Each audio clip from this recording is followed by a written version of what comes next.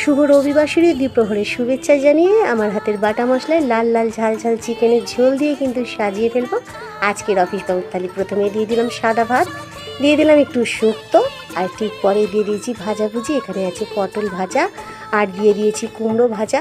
আর যেহেতু আজকে রবিবার, তো আজকের আমার ছানাদের কিন্তু চিকেন খাবার দিন। ছানারা কিন্তু ভীষণ পছন্দ করে চিকেন, আর আমার হাতের বাটা মশলা চিকেন তো ছানা আর অফিসবাবুর ভীষণ পছন্দের। তো এইভাবেই কিন্তু আমি পাতলা ঝোল বাটা মশলায় বানিয়ে ফেলি। কখনো কখনো চিকেন কষার সঙ্গে সঙ্গে কিন্তু এরকম পাতলা ঝোলও বেশ ভালো লাগে। দিয়ে দিলাম আমড়ার চাটনি। এটা কিন্তু আমি পোস্ত বাটা দিয়ে করেছি। এরকম আমড়ার চাটনি আপনারা একদিন করে দেখতে পারেন, খুব ভালো লাগে পোস্ত বাটা দিয়ে আমড়ার চাটনি। আর দিয়ে দিলাম একটা লঙ্কা আমাদের গাছের, আর দিয়ে দিলাম লেবুর টুকরো। এই ছিল আজকের অফিসবাবুর থালি।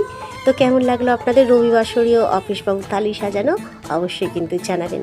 সবাই খুব ভালো থাকবেন, সুস্থ থাকবেন। আর এইভাবে কিন্তু আমড়ার চাটনি কারা কারা খেয়েছেন আর কারা খাননি সেটাও কিন্তু জানাবেন আমাকে। আর এইভাবে করে খেয়ে দেখতে পারেন, ভীষণ ভালো লাগে। একটু পোস্ত বাটা দিয়ে আমড়ার চাটনি।